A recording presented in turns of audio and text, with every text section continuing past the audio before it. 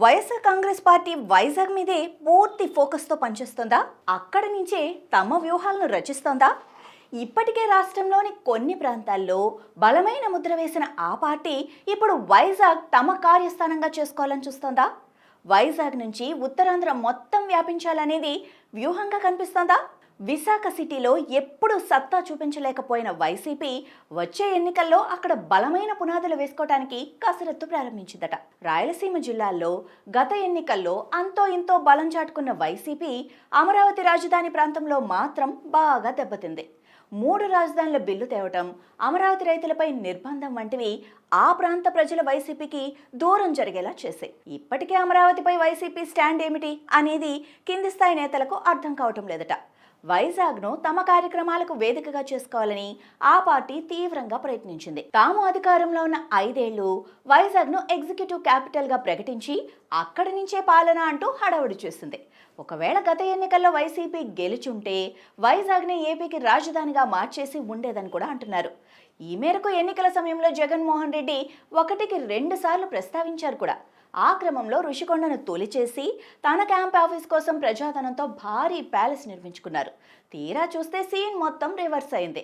గత ఎన్నికల్లో ఎదురైన ఓటమి నుంచి పార్టీని బయటకు తీసుకొచ్చేందుకు వైసీపీ అధ్యక్షుడు జగన్ ఉత్తరాంధ్ర జిల్లాలపై ఫోకస్ పెట్టారు. ఈ నెల 9న నర్సీపట్నం పర్యటనకు ప్రణాళిక సిద్ధం చేశారు. 2019-24 మధ్య అటు పార్టీ పరంగా ఇటు అధికారంలో ఉన్నప్పుడు ప్రభుత్వ పరంగా తీసుకున్న నిర్ణయాలు, నేతలు వ్యవహరించిన తీరు ఉత్తరాంధ్రలో వైసీపీని చావు దెబ్బ కొట్టాయి. 2024 ఎన్నికల తర్వాత సైలెంట్గా ఉన్న వైసీపీ ఈ మధ్య మళ్లీ దూకుడు పెంచుతోంది. బొత్స సత్యనారాయణ, గుడివాడ అమర్నాథ్ లాంటి మాజీ మంత్రులు విశాఖ నుంచే ప్రస్తుత ప్రభుత్వంపై ఎదురుదాడి మొదలుపెట్టడంతో ఎలాగైనా ఉత్తరాంధ్రలో మళ్లీ బలపడాలని వైసీపీ కార్యాచరణ మొదలుపెట్టినట్లుగా కనిపిస్తోంది. రాయలసీమలో తాము బలంగా ఉన్నామని భావిస్తున్న వైసీపీ ఉత్తరాంధ్రలో కూడా బలపడితే తమకు ఎదురు దెబ్బ ఉండదని లెక్కలు వేసుకుంటుందట. గత 5 సంవత్సరాల కాలంలో జరిగిన తప్పులేంటి, భవిష్యత్తులో ఏ రకంగా ముందుకెళ్తే బాగుంటుంది, ఏ రకమైన కార్యాచరణ రూపొందించాలి అన్న అంశాలపై ఉత్తరాంధ్ర ముఖ్య నేతల సమావేశం నిర్వహించారు.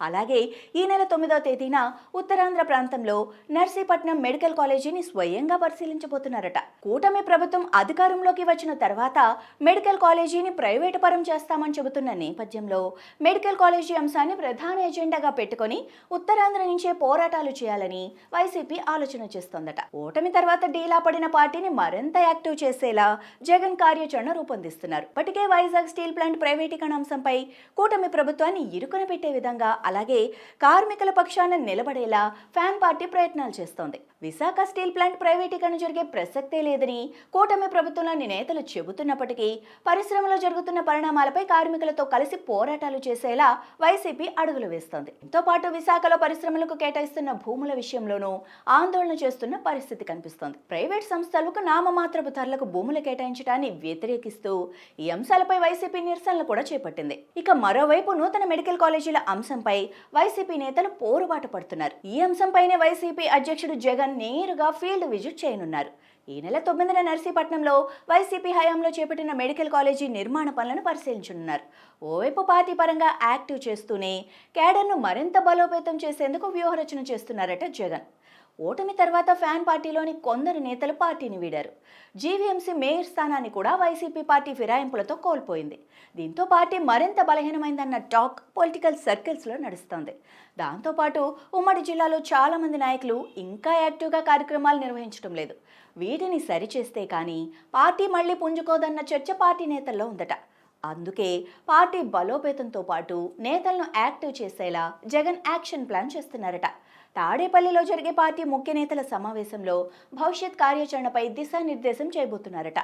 మొన్నటి ఎన్నికల్లో ఉమ్మడి విశాఖ జిల్లాలో వైసీపీ 2 స్థానాల్లో 1 పార్లమెంటు స్థానంలో గెలుపొందింది. అందుకే 2019 ఎన్నికల్లో వచ్చిన ఫలితాలు 2029 ఎన్నికల్లో వచ్చే విధంగా ప్లాన్ చేస్తూ త్వరలో జరగబోయే స్థానిక సంస్థల ఎన్నికల నుంచే పట్టును నిలుపుకునే ప్రయత్నాలు ప్రారంభించిందట. మరి మాజీ ముఖ్యమంత్రి వ్యూహాలు ఎంతవరకు ఫలిస్తాయో చూడాలి.